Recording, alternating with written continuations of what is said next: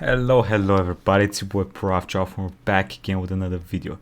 This is a video by Simple History, the Green Beret who went on a one-man rampage to save his comrades. Let's see it.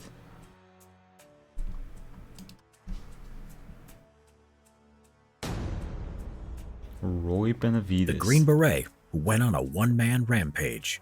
Roy Benavides. The Vietnam War. Roy Benavides' life had been rough as a child. Both his parents had died. He was bullied by his classmates because of his mixed Yaqui Indian and Mexican heritage. Yeah, what exactly is Yaqui Indian? Is that like a... And had to leave school in give an 8th grade example. to help his family. At the age of 19, Benavides joined the Army, serving in the Korean War in the Texas Army National Guard. He married Hilaria Lala Coy Benavides in 1959 and completed airborne training, becoming assigned to the 82nd Airborne Division. In 1966, Sergeant Roy Benavides was in hospital after stepping on a landmine. Doctors said he would never walk again. He had been sent to Vietnam in 1965 as an advisor for the ARVN troops there. You stepped on a landmine. And he's alive. Doctors said he would never Jesus walk again. Christ. He had been sent to Vietnam in 1965 as an advisor for the ARVN troops there.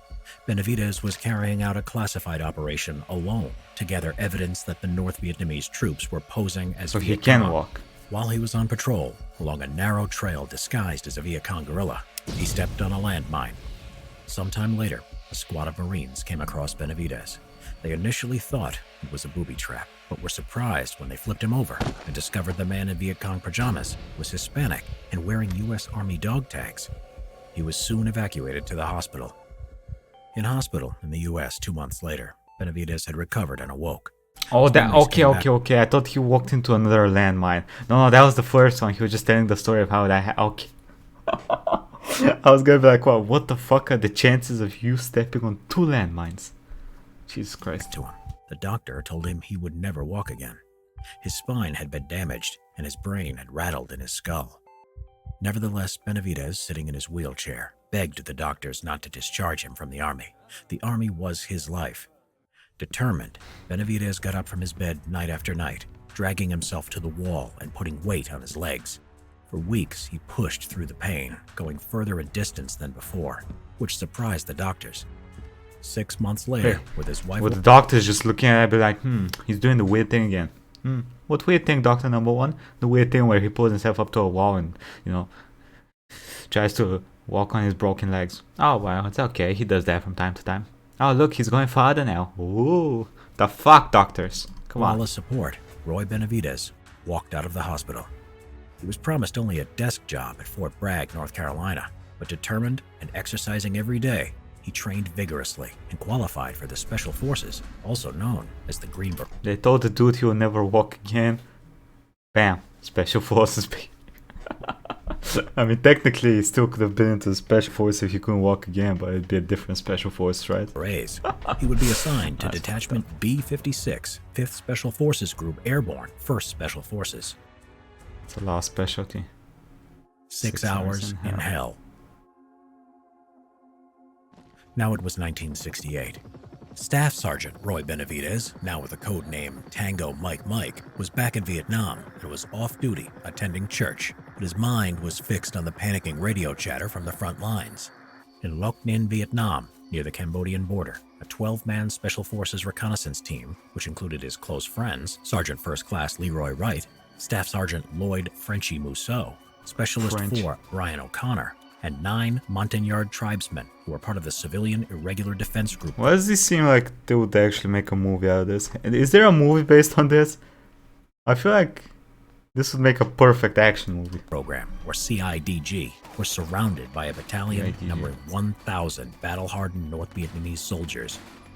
Everyone in the unit had been wounded or killed in earlier fighting. Oh. 3 of the helicopters sent to rescue them had been unable to extract them due to heavy enemy fire. When the helicopters returned, they were riddled with bullets. One of them, the door gunner Michael Craig, aged 19, had been hit several times and died in Benavides' arms. There was no way Benavides was going to leave his friends out in the jungle. Benavides jumped onto a returning helicopter that was going back in, volunteering so quickly that he didn't have time to get his M16, What? so was only armed with a Bowie knife and medical. Okay, listen. I am all there for heroes, right? For people like this. This is a hero, right? But maybe get your gun. You know, you're going into a firefight. Maybe pew pew stick. You kind of want the pew pew stick, no? Jesus Christ. Does this do a ramble? Medical supplies. Benavidez described it as going into autopilot. As he was approaching the extraction zone, Benavidez realized his fellow team members were too severely wounded to run the distance to the helicopter. There was so much enemy gunfire that the pilot, Larry McKibben, had to zigzag in an attempt to dodge it, but was nevertheless able to provide covering fire. Benavidez jumped out with a medical bag, ran through the jungle to the wounded men under heavy enemy fire, taking a shot to the leg, which he initially thought was a thorn bush. He found Musso first, against a tree whose eyeball had been shot out and was hanging down his cheek, but was determined to keep shooting back. The CIDG were in a pool of... Brother, what the fuck do y'all make these men out of in the special Green Beret divisions? The dude has an eyeball, looking at the other eyeball, and they're like, yo, should we keep shooting? Yes, we should. Yes, we should. The fuck is this? blood, patched up as best they could. Benavidez dragged everyone into a defensible position to direct their fire at the enemy and provided morphine to the wounded. He then saw O'Connor and an interpreter CIDG who he motioned to move over to him, but the gunfire started again and they took cover. Another round then hit Benavidez in his thigh. On adrenaline, he popped the green smoke for McKibben in the rescue helicopter to pick them up. While everyone who could move got into the chopper, he suppressed the tree line with an AK-47 he had picked up to cover O'Connor and the interpreter who crawled towards the helicopter. Now Benavidez was looking for the team leader, Sergeant First Class Leroy Wright, who had been killed and who also had intel on him that could not get into enemy hands. Benavidez found his body and proceeded to drag him to the chopper when he was shot again, this time in the stomach, and hit in the back by shrapnel from a nearby grenade, knocking him out. Okay. So how many times now? 3 times? 2 in the leg and 1 in the stomach. Grenade behind him. He woke. Benavidez was forced to leave his dead friend's body. Disaster had also struck. The chopper had crashed to the ground from enemy fire. The pilot, McKibben, was dead. 5 of the men on board, including Musso, survived the crash, as did O'Connor and the interpreter who didn't get into the helicopter. Benavidez pulled them out of the wreckage, dispensed morphine, set up a perimeter around the crash site, and called in heavy air support from the F-100s above, which dropped napalm on the enemy position. When the jets ran out of fuel and had to leave, the enemy machine gun fire started again. Jesus. Benavidez gave O'Connor a 3rd shot of morphine and took another bullet to the leg. Their position was surrounded by North Vietnamese soldiers. It looked hopeless. But a helicopter finally came to their rescue. Benavidez and the rescue team carried and dragged the wounded men onto the chopper, but the landing zone was still being fired upon by NVA troops, to the extent that 2 men were shot in the back as they crawled to it. Shrapnel wounds to his face from earlier caused Benavidez's vision to be blurred from the blood in his eyes. When he went to get Musso, an NVA soldier butted his rifle into Benavidez's head and jaw. Oh, he was that fucking close to the enemy? Jesus Christ. And slashed his arm with his bayonet. He shouted to O'Connor to shoot, but he was too drugged from morphine to react. Benavidez pulled out his Bowie knife and stabbed the NVA soldier till he was dead. He then dragged Musso to the helicopter and killed 2 more NVA with an AK-47 who were out of the helicopter's side gunner's arc of fire. And then he made 1 more trip to get the interpreter and destroy any classified material with blood. How many times did he go back and forth? How is he still alive? Wow. Still obscuring his vision. This dude was made out of something else. Only then did he wasn't made out of normal human meat, the helicopter. The last man to leave the battlefield. At this point, the round that had hit his stomach had exposed his intestines, which he was trying to hold in with his hands. The helicopter, badly shot up and with no instruments left, managed to take off. Is he alive? When they landed, the wounded were unloaded and examined one by one. It had turned out that Benavidez had even loaded 3 dead enemy soldiers into the helicopter. I mean, they did say his vision was fucked up from the shrapnel. And wow. Damn, brother. in case they had classified materials. Oh. They were left to the side, as was Benavidez. He couldn't move or speak because of the broken jaw from the rifle butt. The blood over his eyes had glued them shut, and with 37 bayonet, bullet, and shrapnel wounds all over his body, he looked dead. Medics started placing him in a body bag and started zipping him up when a friend noticed him and said, "That's Roy Benavidez." The doctor said there was nothing that could be done, but Benavidez mustered his last bit of energy and spat in the doctor's face, causing the doctor to say,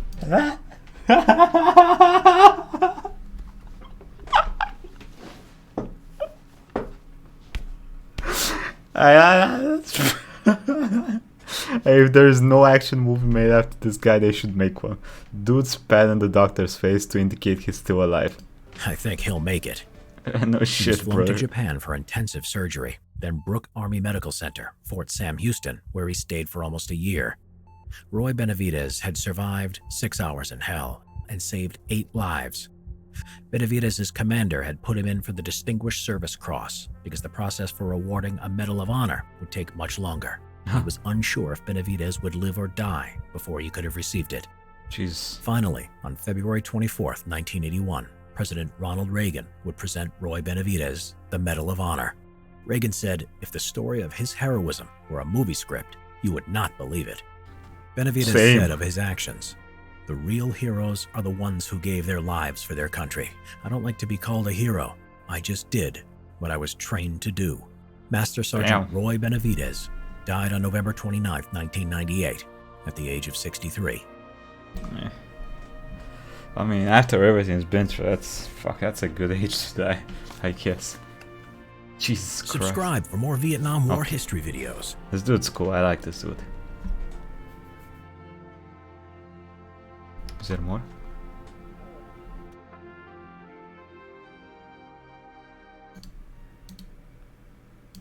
Consider becoming a member on our channel. Becoming a member means that for just $5 a month, you'll get these amazing perks. You'll be the first to see new episodes with early access. You can watch new episodes before anyone else with this perk. The Enlisted Badge, a custom icon that shows alongside your username in the comments section and in live chat. As a member, you'll become an influencer with member-only comments. You can communicate directly with us and help us pick the topics that we'll do next on Simple History. And remember, it's not mandatory to become a member. Our videos will continue to be uploaded as usual. Thank you for letting us feed your hunger for history. Alright. Okay, what do you guys think about this? I like this. We do maybe we do some more Simple History? Maybe not, I don't know. Anyway, quick thank you to everyone that supported the channel. Petro Martinez, Kamansko Unit, Rob Berry, Swastik, Fuse, Chicken, Tristan Hilta, Lemon and Moon, Aikma, Dasher, Ronick, Nada, James Bizone, Teruga, Hideki 25, Michael Museo, Nicole Georgiev, Shotty. Thank you all for the support and have a nice day, everybody. Today we'll be finishing the MC5 and I'm not sure what we'll be doing after that. Maybe some Among Us, maybe some Rimworld, we'll see. Okay? So yeah, have a nice day, everybody. Bye bye.